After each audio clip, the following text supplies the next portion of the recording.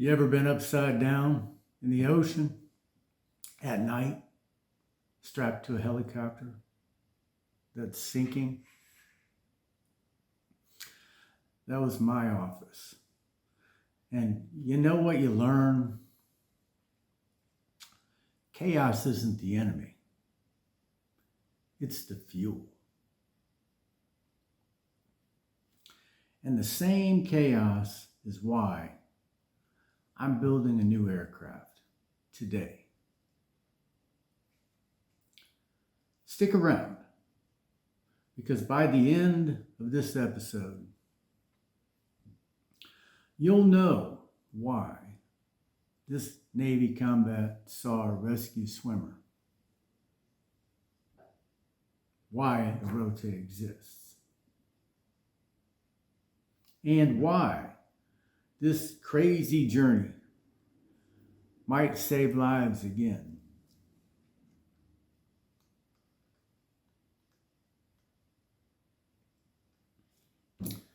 I didn't grow up thinking I'd build an aircraft.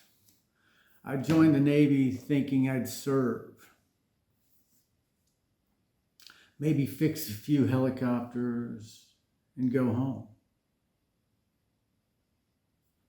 But the first time I dropped out of the back of a Navy Seahawk helicopter, which is, it's the same as the Navy Blackhawk, the Army Blackhawk, at 2 o'clock in the morning in pitch dark seas, something flipped in me. It wasn't the fear. It was the responsibility. When somebody's drowning, you don't get a panic. You get focused. Kind of like I tell you about me, riding my motorcycle 150 miles an hour, on the highway. So there are no manuals when you're the solo combat rescue swimmer in the ocean. It's you, God, and whatever you can improvise.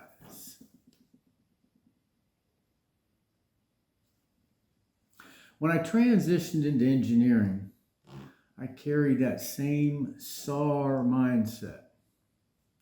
I worked Air Force One as a lead engineer during COVID out in Seattle when, working the flight simulator and the computer systems. It's why I saw things others didn't. Little sounds in the radio, maybe a little too loud or screechy, or it's not balanced, or the display system, or flying approaches to Mount Hood and listening to the traffic collision avoidance system, right? Making sure that the aircraft was, ready. And so, worked Blackhawks, worked the military Ospreys. And you got to remember, when I worked the Ospreys, it was after we had already killed 19 Marines. And so, my platform was different. It's, always been so others may live. And I jump on those journeys specifically so that we can make sure that we're successful. Every system has been a personality, and every system ties to kill you. If you're not careful, no matter what, it's going to get you, okay? If you're not ready for the technology, if you're not ready for the catastrophe that's going to occur, they're all going to tie into your demise if you don't respect it. Truth is, I was never a clean-cut engineer.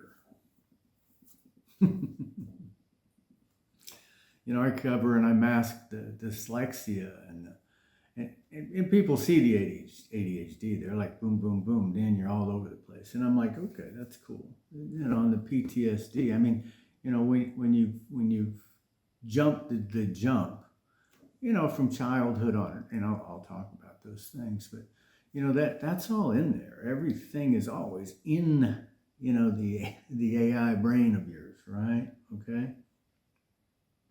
And too many war stories wrapped into one bald head, right? But that mix,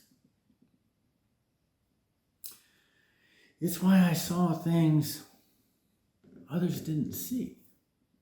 And when I say I saw things others didn't see, it's not that others weren't paying attention. I think it's more that I was always looking to not, look stupid, right? I said it as a joke nowadays. I tell Sue, I'm like, I stupid. It's not that I'm trying to cover up anything. It's that I'm trying to double down and make sure I got this figured out, right? Because in my world, it's not cut and dry. It's a world where other people haven't seen, it's new world. It's aircraft going into the sky that nobody's ever seen before. So I touch technologies that are, they're innovative and nobody's ever tested them, right? And so that becomes part of the issue. It's, I wasn't afraid of, to tear apart any idea or rebuild it, wrong 10 times. I remember when I was a kid, just, I was probably 7 years old, and there was a hairdryer, the old plug-in hairdryers. And so, I plugged it in, opened it up, plugged it in. I didn't know safety precautions or anything like that. Before you know it, I blew the capacitor, bam, electricity. And, the screams, what's going on?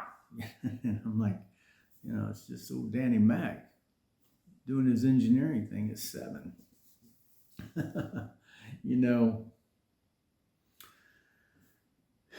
What that's called is stepping up language, right? In the Navy, we called it not dying. So, I'll give you more stories later, but it's really not dying. It's, the engines failed and we're out in the middle of the Persian Gulf. It's the middle of the night and you got a couple helicopters that you're controlling for Army Special Ops and it's really not dying. Every SAR rescue, every system failure, every engineering fix taught me one truth. We're wasting time. The world needs fast response, safer flights, smarter technology. I mean, imagine for a second that you're that individual that, needs medevac or you're the individual just, popped out of your canopy and you're out in the open ocean. Do we have the time? Do we have the time to sit back and wait and give thought to it, And one night I looked at a sketch I had drawn on a piece of paper. An aircraft that could fly like a helicopter, but safer, smarter, lighter, detachable, modular. And when I say detachable and modular, I don't just mean, hey, we can take it apart. I mean, we can adapt it. I remember the movie Transformers, and adaptation is key, but not just modularity, but expandability. In today's age, I want you to be thinking, so computer systems can talk to each other. So if I've got this computer system, and they both fly, can I connect them? And then I've got one computer system. And so, the original sketch became a concept, right? It wasn't a dream, it was a mission. How do I take a system, and years ago, people would hear me call it PAAV, Personal Autonomous Aerial Vehicle, right? And then, of course, I had to jump into Air Force One for a while, And so sometimes society isn't moving as fast as the brain thinks of new technology. And so we're just now moving into that area, right? But my aircraft is a Rote, not a toy, not a YouTube VTOL. It's not just a graphic image that we put together with AI. A dual-use aircraft for rescues, defense, anti-submarine warfare, border patrol, and the next generation of mobility. Personal aerial transport, sky taxis, gigablade transport, cargo transport. We're going to use it for a lot of things with hybrid power, electric, jet engine. I mean, these are modular components. Hydrogen.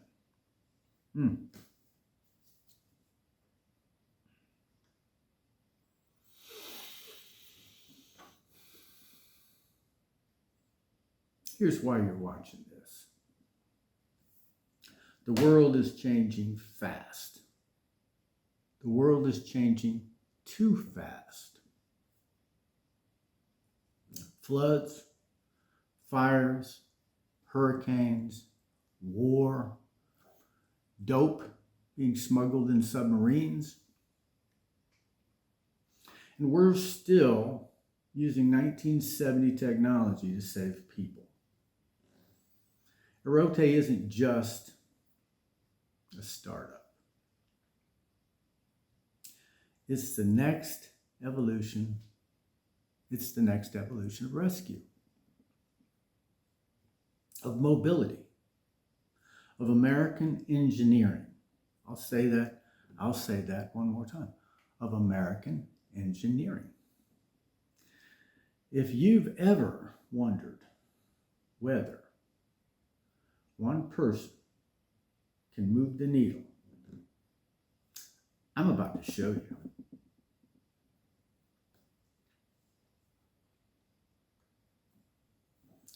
This is the DMZ. This is the Danny Mac zone, where chaos becomes innovation, where rescue becomes engineering, and where the next American aircraft is being built in real time. Next week, I'm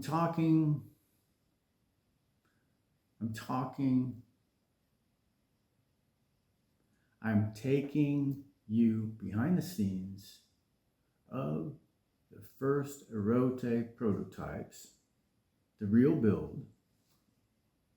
Subscribe, follow, share. I'm taking you behind the scenes in the engineering. I'm taking you behind the scenes of the 3 pillars. Telephone. It'll get it. I'm taking you behind the scenes of the 3 pillars. The Rote aircraft, the AI control system, and the skyports. The infrastructure that is required. Or just ride with me. Because this mission is bigger than one man. This mission is bigger than one man. And the next chapter starts now. And the next chapter starts now.